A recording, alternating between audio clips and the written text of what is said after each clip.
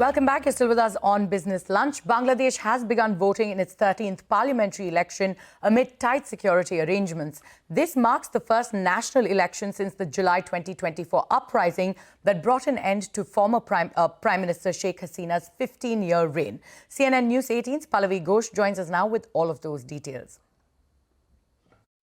Dhaka certainly has seen much of brisk voting.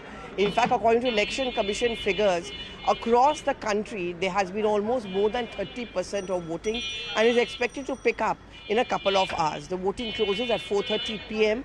But, you know, it's an interesting election because there are many firsts in it.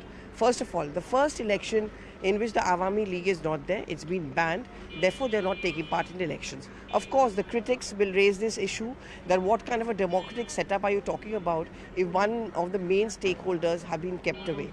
But having said that, the other big first is what is being called as a Gen Z election.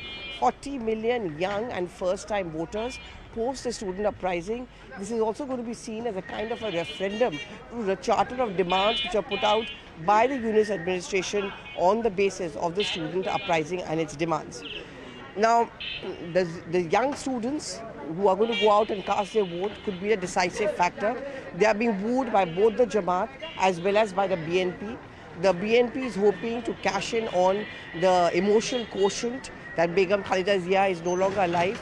A relatively young leader in Tariq Anwar Zia. Jamaat, because of a strategic tie-up with one of the student bodies called the NCP, they hope to cash in and get in the student votes.